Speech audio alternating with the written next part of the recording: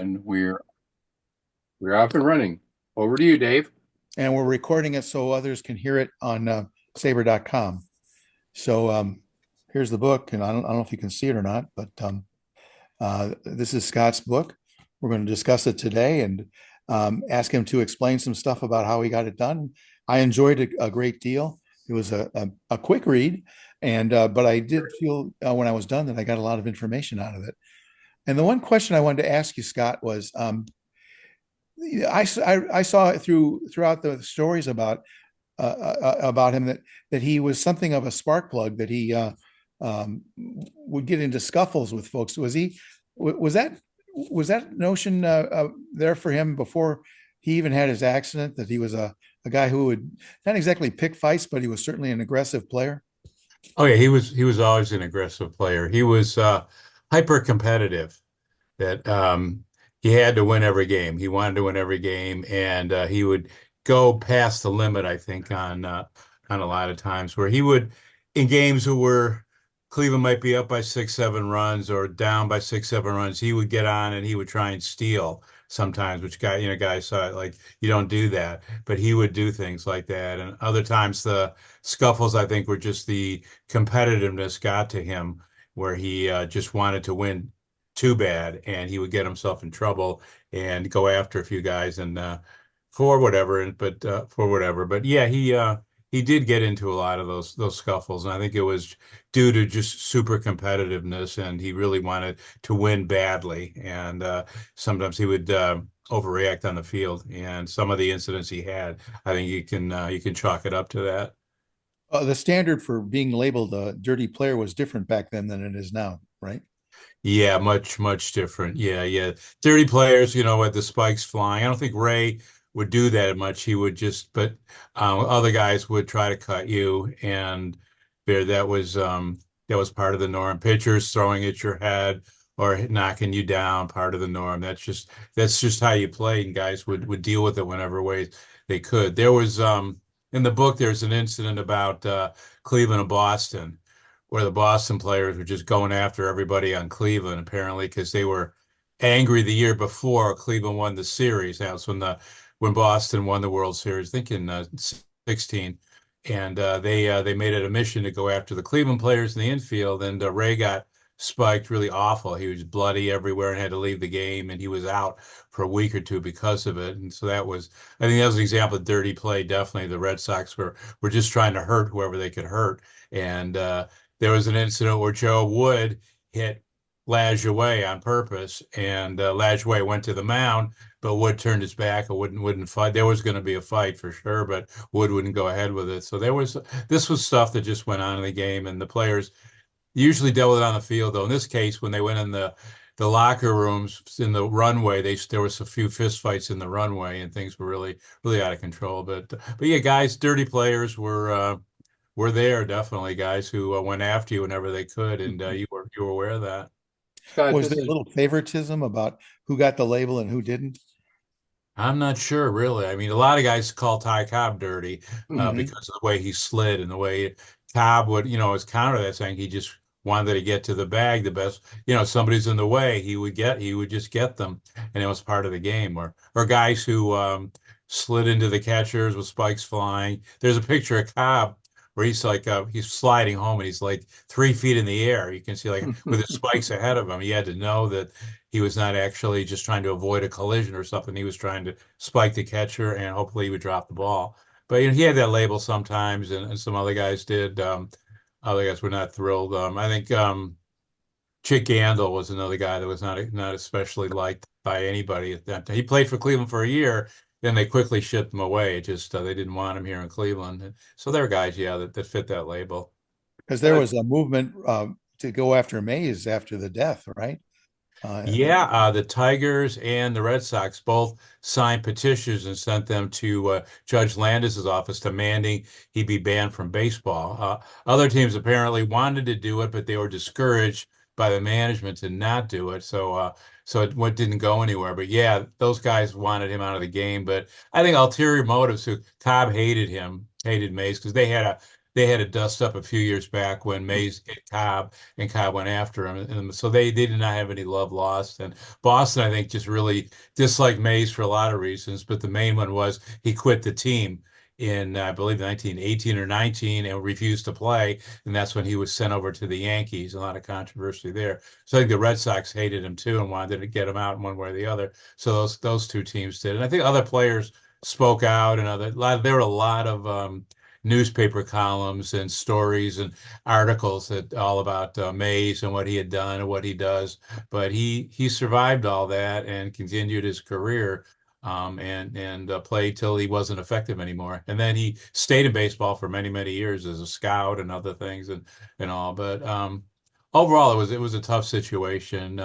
It was a bad day when they were playing on August 16th. It was wet and it had been rainy. The ball was really needed to be replaced. It had apparently had some scuffs on it and it was all grass stained. And Mays threw the ball, just kind of sailed inside more than he intended to, or that's what he would say. And Ray was probably looking to bunt and he moved forward a little bit, and the two things combined to hit him in the left temple, and that was it. But it's hard to make a judgment on Mays to say like, yeah, he was definitely tried to do something. No, he didn't try. He was. It's hard to say. All throughout all the years Mays lived, he would always deny what he did, and it seemed like each decade he'd have a new story about it. And I think it wound up with that he didn't hit Chapman. The ball hit Chapman, or Chapman hit the ball himself. That he was leaning over the plate. It was kind of like it's not unlikely Ray was leaning over the plate, and even if he was, how could that have been a strike? Even say it was a strike, how could it be a strike and hit somebody in the head? That's really probably not the case. But yeah, it's how you could argue today about Mays and what he had done, but it was a bad situation. Did it change baseball standard about aggressive play? Not at all. I don't think so. There was talk about batting helmets and protecting the hitters, but I think the hitters were not going to hear about it. Like, I played this long without any protection. I'm not going to do that now. That's just wrong.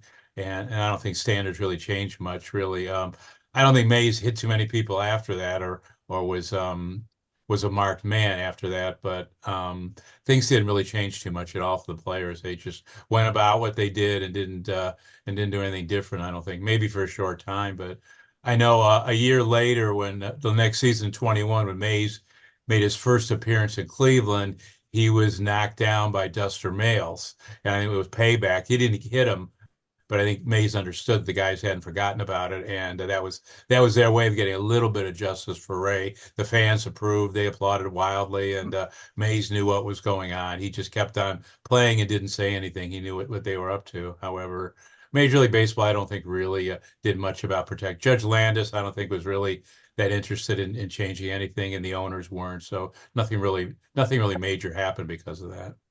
This was not long after Teddy Roosevelt got after college football for being too dangerous, right? He did, yeah. We needed Teddy around. Unfortunately, Teddy had passed away. Yeah, maybe he would have said something there about cleaning up baseball as far as protecting guys better and eliminating some of the ridiculous things the guys would do with their spikes and whatever. But nothing happened there. Teddy's tirade about football did have some ground to it. Some of the, I guess it was kickoffs that were extremely dangerous, where guys would lock their arms together like in a windmill and come around or something like that, and really whip guys around, something like that. It was pretty awful. And a few guys got killed, if I remember right. And Mm-hmm. Teddy spoke out about it, but nobody really spoke out like that about baseball and protecting hitters. And it would continue. Mickey Cochran in the late 30s got hit very similarly, and it was life or death with him. He was in bad shape for at least several days. He couldn't speak or really make any He was really in bad way, but he recovered. But he never played ball again after that. And they still at the time didn't do anything to try and change things with pitchers. So, how did a rough and tumble baseball player like this get the cutest girl in Cleveland and enter that part of the society? Yeah, I guess so. Yeah, as far as yeah, being rough and tumble, the guys, that was just part of it, and everybody accepted the way it was and cheered the guys on when they did it. I'm sure when somebody would slide hard and spike somebody, people would applaud, and when you went home and slammed into the catcher and had a ferocious collision, everybody would applaud that. Steve O'Neill just was like a magnet for that. Our Cleveland catcher, he would block the plate when he didn't have the ball. I remember that. He'd let the guy hit him. Then he would try and get the ball and make a play. He was just dare guys to try and knock him over. And that was very rough and tumble, I guess you could say on our side. He was definitely like that. But I don't think any of our other guys really looking at were anything like O'Neill did it. That I don't think the other guys in the base paths or in the outfield tried to do much intentionally. I think they were more regular players and didn't try and do that, go in that nature. But he was marrying into a different part of that society then, right? I mean, Oh, Ray, yeah, Ray. Ray for a short time became a very high member of society by marrying Katie Daly and marrying into all that money. That really rose his status from being a ball player that makes maybe 5,000, 6,000 a year to marrying into a family that has millions. That really changes your status. And Ray was able to move into that gracefully, along with I think his wife Katie helped him a lot there. The two of them became pillars of society for a short time. And I think that's what they would have been had Ray lived. They would have lived the easy life and with lots of money. And Ray had a job that his father-in-law set him up in business, so he would make a decent amount of money to take care of his wife and his child on the way. So he was really had walked in two different worlds as far as being born a coal miner's son in a small town in Kentucky, and then being one of the elite people in Cleveland. But it only lasted for about less than a year, unfortunately, for Ray and for Katie and for the Daly and then the Chapman families. Thomas, you want to turn on your microphone and ask your question? Sure, sure. Scott, thanks for doing this morning. I did catch your Zoom conference on TV yesterday from channel TOL in Toledo, and thanks for doing that too. My question is, when did the umpire crew enlarge, go from a single umpire to two or three? I believe that happened before 1910. I believe it was around the late 1900s. They went to the second umpire and had that. I think maybe 1909, maybe 1908, 1909, that era. They went to two and three. I'm trying to remember when the third came on, maybe in the 30s, going to the 40s. The third came on the field and all that. They would. All right, The change was slow. Once they got a second umpire, that was very helpful, but you still needed more, but that didn't happen for quite some time, as I remember. Having the one umpire there that led to all kinds of issues on the field because he couldn't see everything at all. He needed help on the sure, bases, sure, and the guys would take advantage of him for sure. Remember, the very early days that guys would cut from second to home. They wouldn't go anywhere near third. They would just cut it by 20 feet and they go racing home while the umpire is watching the guy in first making the turn and see if there's going to be a play. So the second umpire eliminated that, but still, that's not enough eyes on the field. Then that, and at some point they went to three. I think in maybe the 30s or maybe even the late 20s, somewhere around there. But they went with two, I think, for at least 10, 15 years, just the two umps.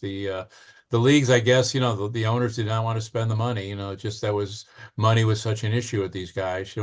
That's probably why Ray got killed because the umpires were instructed by the league not to replace baseballs until they yep. were absolutely unplayable. The owners did not want to pay for a lot of new balls, which would probably cost them $50, $100 a month, and these millionaire guys didn't want to do it, and that probably caused Ray's death, among other things, with umpires and league officials. But the two umpire system, I think, started in maybe the late 1900s. Well, thank you. The baseball issue was going to be my follow-up question, so thanks for addressing that.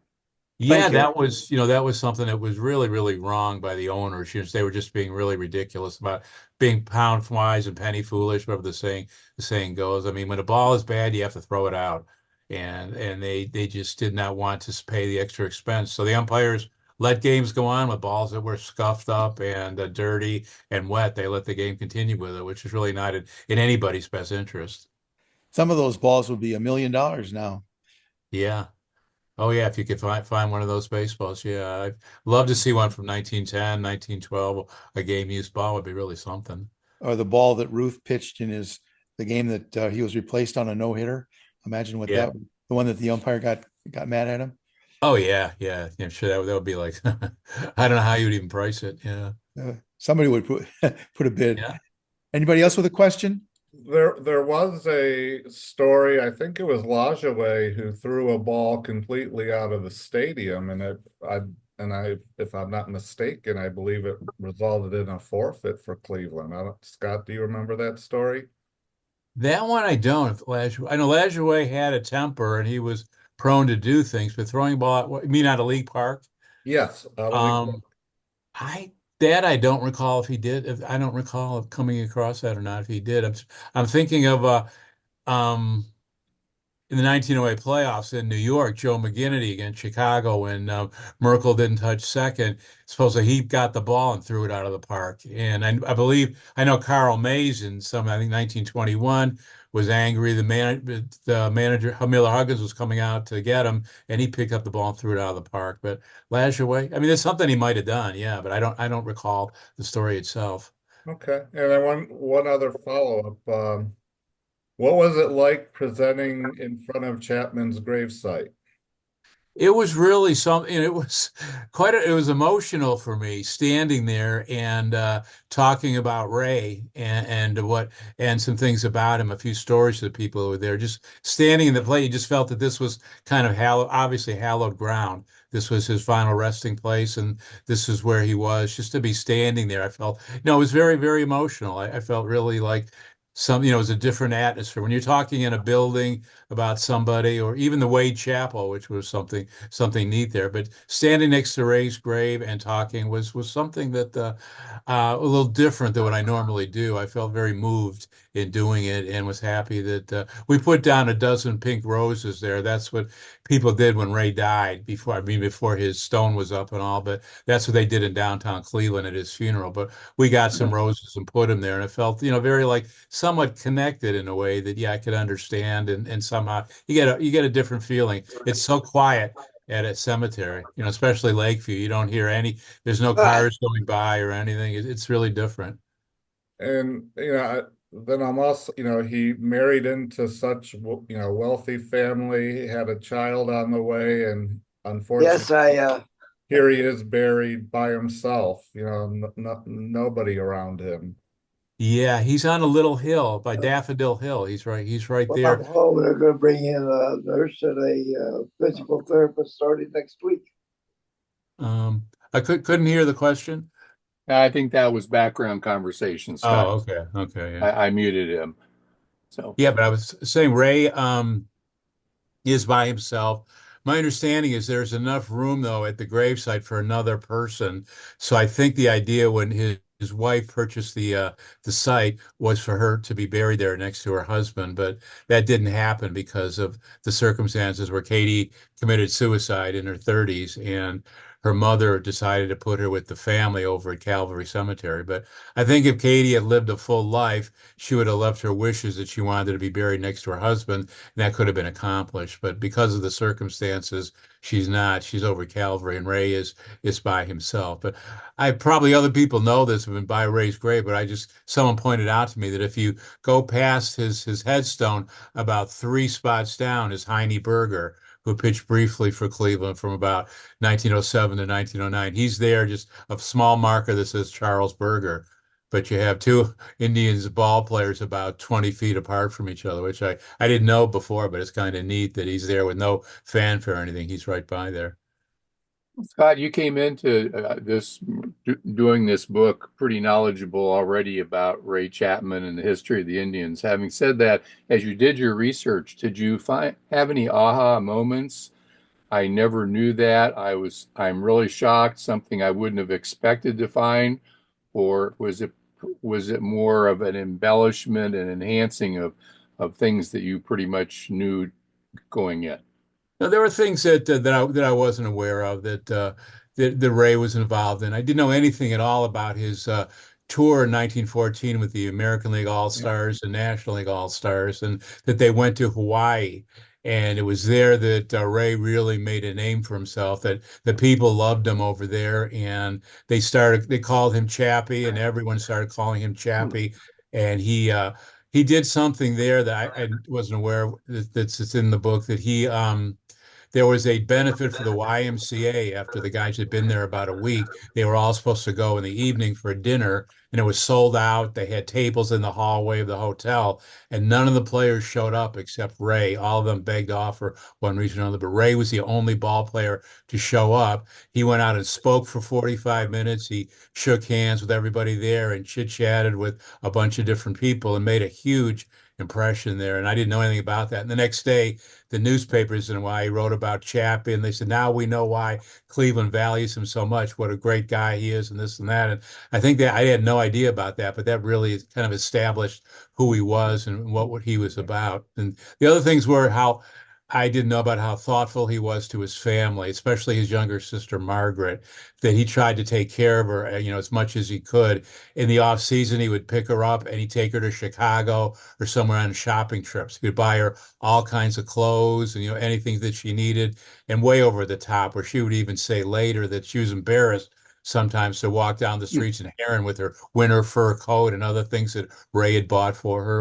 And when he was playing ball on the road, he would stop and buy things for Margaret and for his mother. He would never stop thinking about them and being very careful and thoughtful about them. So I knew he was, I thought he was something like that, but these things really kind of played a lot of weight with me about the person he was and how he valued his friendships. So That's that great. was Thank something you. Yeah, thank you. Dave, you got a question? Yeah, I have another question. Since this is the Jack Graney chapter, is there any undiscovered stories from Jack Graney and Ray Chapman together? Oh, sure. Yeah, they were what the guys would say. They were the Burns and Allen of baseball. They were like a comedy team, the two of them together. They would throw insults back and forth, and they would almost like perform for people, doing like comedy routines. Apparently, they even did one in a restaurant, for the people in the restaurant. Jack and him would do tall tales about the stories about things that were semi-true, but really not much true. They would try and outdo each other there. And Ray would always call Jack 3-2 Jack, because in the minors, when Jack was a pitcher, Ray would say every count went to 3-2. And as a batter, Ray would foul always, or Jack would foul off pitch after pitch, and the count would always go to 3-2. So that was his name for him, 3-2 Jack. And Ray would talk about other things too, that Jack was late for everything. He was never on time. And they had bets that on Jack's wedding, he would be late for the wedding. It wouldn't show. But the two of them were extremely close. They were very, very close friends and roommates until Ray got married. So the two of those guys, and Larry, Jack's dog, was a big part of it. I think Ray and Larry were very close, and Larry would go on a lot of the road trips, and he would room with Ray and Jack. So the two of the guys would take care of him. Awesome. Okay, we know editor. Oh, go ahead, Dave. No, I just said awesome. That's all. We all know editors can be brutal. Was there anything, Scott, that you had to leave out that you'd like to contribute today? I'm trying to think back. It's been a while since the edit. There were a few things, yeah, that were taken out. I'm trying to remember exactly what, but I think it was a few things with Carl Mays that I was kind of just giving my opinion there. That I think that was stricken out. That a couple things that I said about him and what I thought about the whole incident, that was kind of toned down somewhat from what I had probably written. And I think some things about Ray and his friends. I think a few things were taken out about some of his friends in Owensboro that he would go and visit he goes see them every off season, where he visited his aunt and uncle.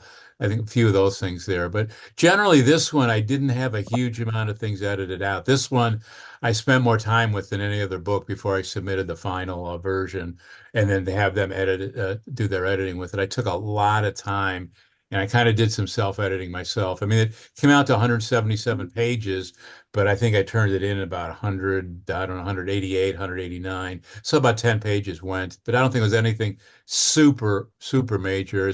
As some of my other books, there was a number of things taken out, but this one I took a great deal of time and care before I submitted it, and we didn't have a huge amount of fighting on it or things that I did on some of the other books, but this one, no. I think most of what you see was from the original manuscript, except for some opinions that I had. Gail, you got something for us? Yes, I do. Hi, Scott. How are Hi, you? doing great. I had a question. Who is remaining out of Ray's family? I mean, like who are their cousins, aunts, not Yeah. aunts and uncles, but you know what I mean. There are some cousins that I was able to find. There are some on both sides of the family. Just one on the side of the Dailies I was able to find. There is a gentleman who's related to the Mrs. Daly's side of the family, the McMahons. There are a few McMahons out there.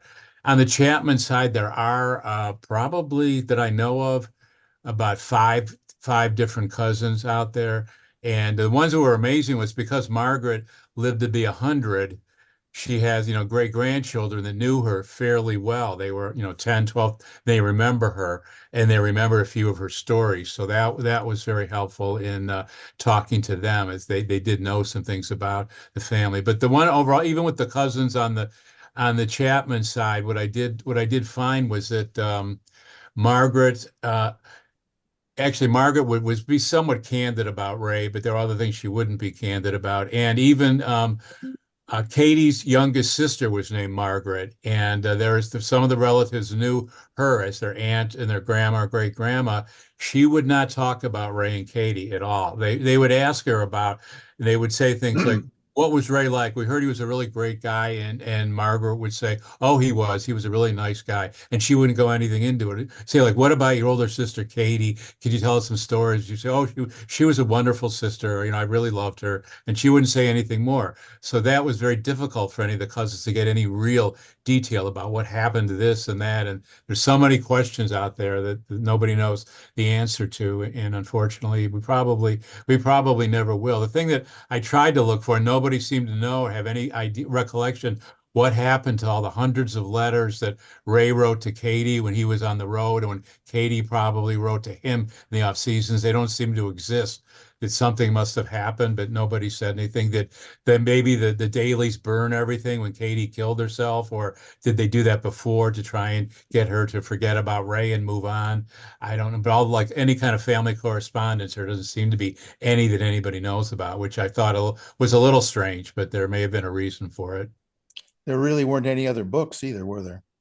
No, we have Mike Sowell's The Pitch to Kill, but Mike's work was great. It was excellent, but Ray was a third of the book. The third was Wow. Mays, and the third was the 1920 team and Joe Sewell and what happened there. So it wasn't a ton of information about Ray, though.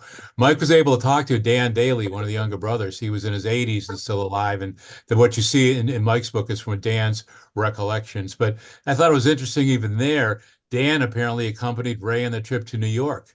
He went with Ray and he saw everything and was around everything, but there's not a word about that in the book. I don't know if he wouldn't talk about it or it didn't come up, but he was the last one that really could have talked about the incident from a viewpoint of someone who was right there, and he didn't speak about it for whatever reason. But as far as the 20s are concerned, almost nothing other than the original reports, right? Yeah, there's nothing new that I could find. Just very vague. Through the years, a few references. Steve O'Neill would occasionally tell us a quick story about Ray and how Ray knew every single brick and the new house was being built. He could give you a tour and tell you everything about it. Steve said something like that along the way. And then Steve would apparently go to Heron and visit with Mr. Chapman and the brother Roy. They would visit for a little while when Steve was on the road working in minor league ball clubs. But other than that, I mean, Jack Graney knew everything. And I could not find any stories where Jack was interviewed years later and talked about the incident and what happened to Ray.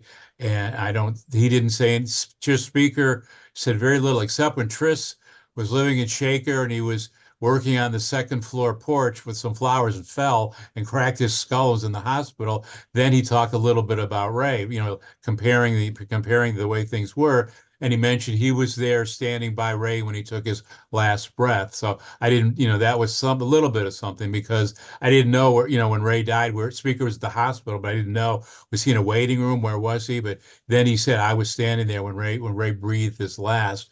But other than that, I went through like from the 20s through the 70s, and I could not find anything really was shed any light on the incident at all with Ray and Carl Mays, except for Carl Mays, always in denying things and always trying to make himself look better, and that it was just like a very minor thing or something like that. But it was a shame that I could not really get an eyewitness account somewhere of what happened or a family member speaking out. But they chose silence. That was their way to do things. Unfortunately, that was it. I should have mentioned this before, but if you mouse over the screen, there's something called React, and you can put up a symbol that will say that you have you want to draw attention to yourself for a question. If you go ahead and do that, Gail did it and Dave did it. Please let me know. Does anybody have a question now? An additional question? I do. Go, Dave. Not knowing the I mean, I know the modes of transportation in 1920, but I was amazed that Katie was able to get from Cleveland to New York so quickly, even though he had passed before she arrived. But I, I was amazed at, how quickly she got to New York. I don't know, was that normal to be able to get there that quickly? I don't think so. My only thought was that it was an overnight. It was like a red eye train, that was going to go all night. That maybe they didn't make the normal stops that they would do during the day. That they would skip places and just go straight towards New York. That way, they got there quicker. That was my guess. That during the day they would make X amount of stops, but after midnight they would skip and just keep on going, and it was more like a non-stop, like a plane flight today. So she was able to get there very, very quickly, and unfortunately, it wasn't nearly quick enough. She was late by 5 hours at least, and no, there was no way to get her there any quicker at that time. And so but yeah, I think you're right. I think that was a very quick train ride, rather than one that would leave at 9 in the morning to get to New York at 7 in the night or something like that. I think hers went a lot quicker. Okay. Joe, you have a Oh, question? I'm sorry, I didn't hear. I'm sorry. Yeah, Scott, we're in the Hall of Fame selection season, and I was curious if this very, very tragic event had not happened, what does Scott's crystal ball say about the possibility for him being a viable Hall of Fame candidate in your mind? I think he was. He was in the prime of his career, and he was batting 300, scoring over 100 runs a year, getting 180, 190 hits. I think that would have been what happened over the next 3, 4 years. I think that would have been enough to give him consideration. I think he would have probably stolen a lot more bases and got that number up pretty high, and his fielding record as well. I think he would have been would have been a viable candidate, but we won't know. Maybe 29, I think he really was at the absolute zenith of his career. He was doing everything at his skill level was Yeah. at a very high point. He was healthy. He wasn't getting hurt, and he was really excellent on the field and at bat. And I think he would have been a candidate, but unfortunately, the incident makes it we'll never know. We can Yeah. just guess. Yeah. Okay. Thank you. Dave, did you have another question? I'm sorry. I'm good. Okay. Anybody else? Well, maybe Scott, you're in the recovery season now for you after having put all this effort into writing the book, and do you have another book in mind that you are thinking about, or is that off in the future for you? Don't know at this point. I've been putting so much effort into promoting the Yeah. Chapman book. I haven't really sat down and thought about if I should do something else or where I'm going to go. I don't really know at this point. I just probably take some more time and think about it. And Not a just bad just idea. just do things like I'm doing today. Good. Do you That mind me was asking how many books you sold? Don't the last count, I think we hit the 1,000 mark, which I was very happy about. That's the fastest I've ever hit 1,000 with any of my books. Because officially the Chapman book came out September 3rd, and sales as of like right around Thanksgiving were just about hitting 1,100. Um, I think so sales have gone well beyond the expectations, and it's continuing. It's still moving forward. I'm hoping that we'll have some pretty decent numbers, which we already have. I'm very happy with, but it's about 1,100, which for my books it usually takes me about 7 months to hit the 1,000 mark, and this has been like a little less than three. Though this one has got some interest a little bit outside of Cleveland. I did a book fair in Cincinnati the first time I've done it, Books by the Bank, and every year they've turned me down with my books, but this year they accepted me, and because Ray was born in Kentucky and lived and spent time in Owensboro, so I went there thinking I don't know what's going to happen, but I did really well. I was amazed. I sold nearly all my books, which was I was surprised that in Cincinnati I could do that, but it went really really well. So I think really his name is known by a lot of people, and I think the curiosity about his life is making the book sell outside of Cleveland and Northeast Ohio. That's really Great. good news.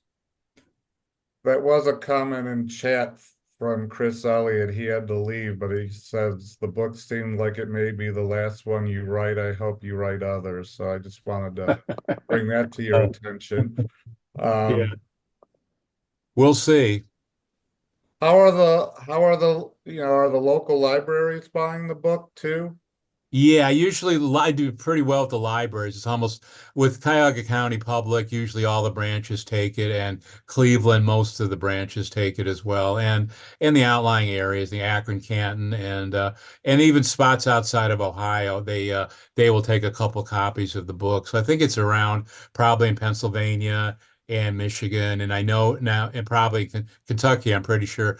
The Kentucky libraries have had interest in it because of Ray's being born there and his time in Owensboro. What I'm really excited about, I'm going to Owensboro to speak at the library there on January 10th. They requested I speak. I'm going to talk as much about Owensboro as I can, but I'm really was flattered to get an invitation to go there, and hopefully it's a long trip, but I'm hoping we'll get a good turnout and we'll talk a lot about Ray's early days and raise some more interest about him in Kentucky. What is your day job, Scott? I'm sorry. What is your day job?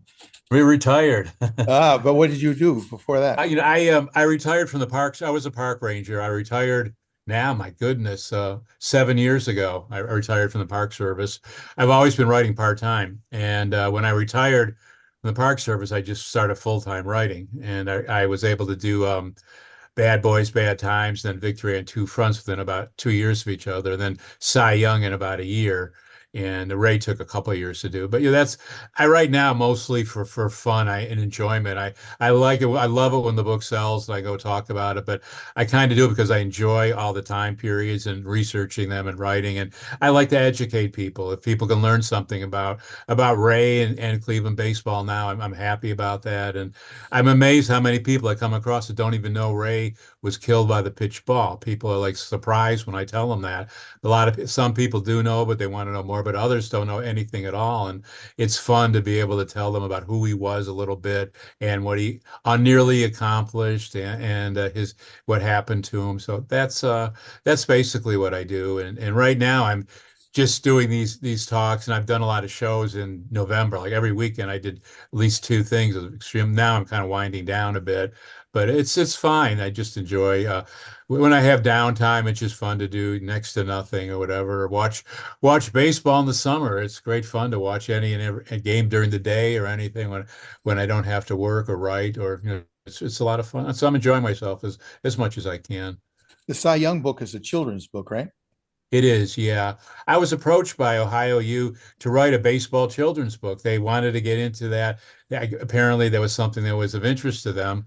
So we talked about it, and I thought, yeah, if I'm going to do it, it's when it's somebody I know something about, and that's Cy Young, and he's from Ohio. And they liked the idea because he was from Tuscarawas County, and he lived here all of his life, and he was basically an Ohio guy. So we wrote about Cy, and it turned out pretty well. It did fairly well, I think, with schools and with lots more libraries wanted it there for in the children's section, and I think it did a good job, and it got people, adults would buy it because they wanted to know more about Cy. Other than that, all they knew was the Cy Young Award, and he won 511 games. So well, he had a real career, and there's the book. You may be a little, it's really not on your level, but you can learn a lot about Cy, and he pitched for Boston.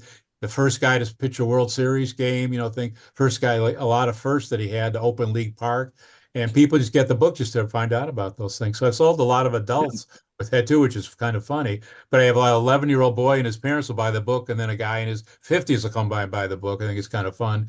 But that was an adventure. I'd never written a children's book before. I had to learn a little bit how to change the language of writing.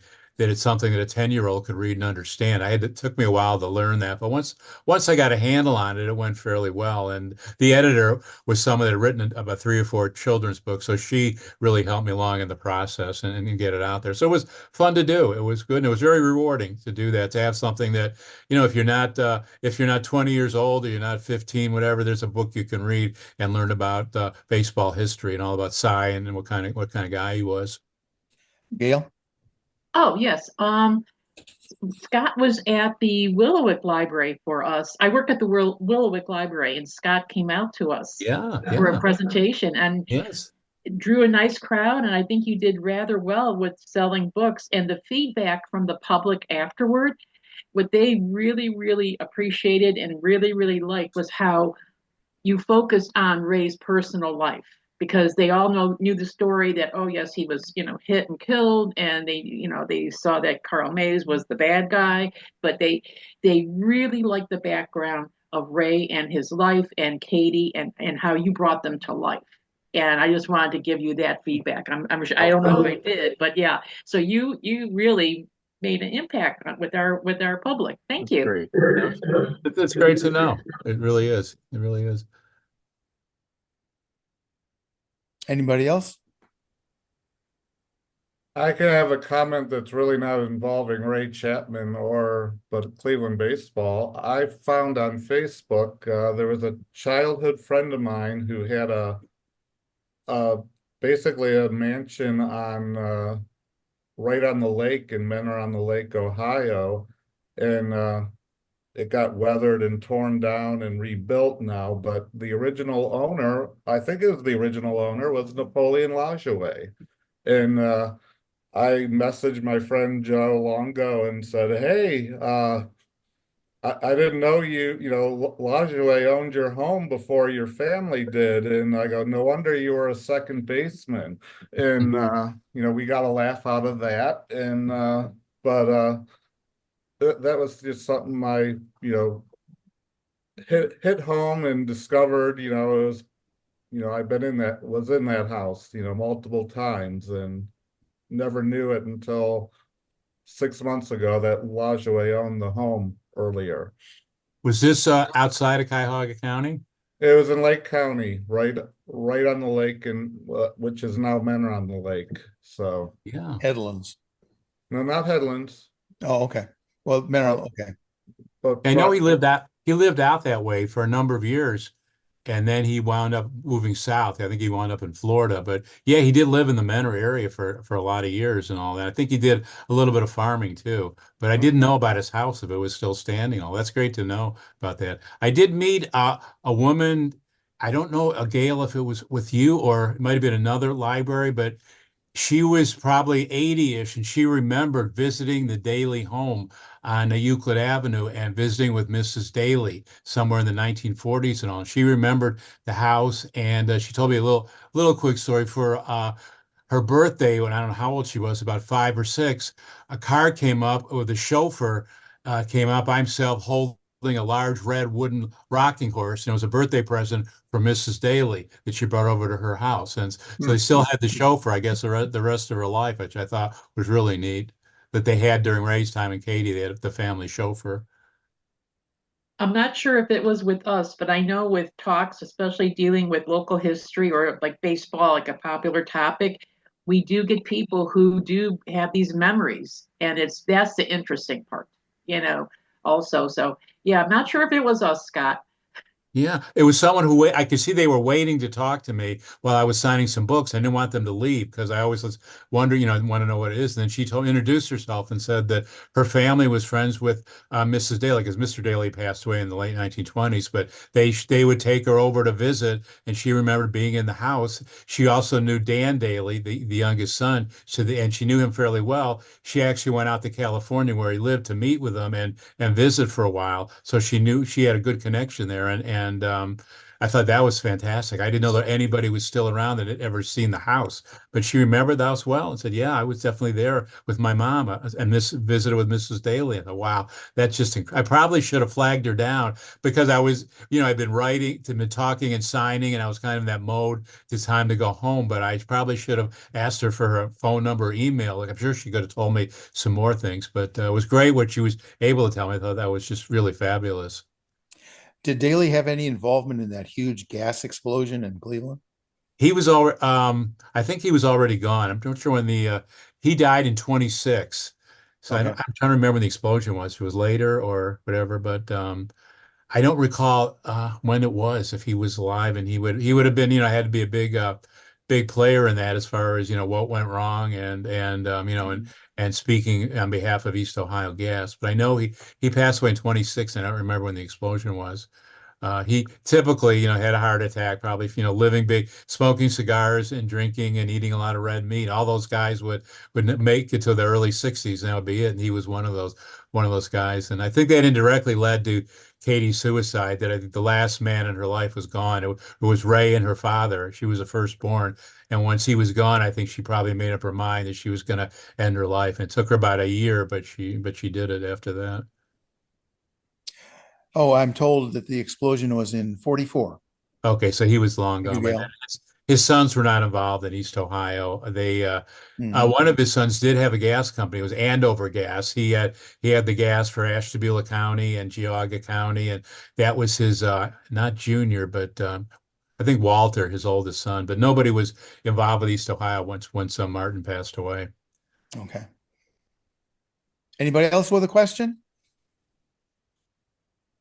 Well, we've been about an hour, and Scott, I want to thank you so much for participating, and we hope to have you back with your next book, or maybe a Yeah. previous book or whatever. It'd Yeah, be we'll fun. see. It'd be We'll fun see. to invite some children, and we could talk about the Cy Young book Yeah, and definitely. We'll see. Definitely. I'd be happy to come back anytime.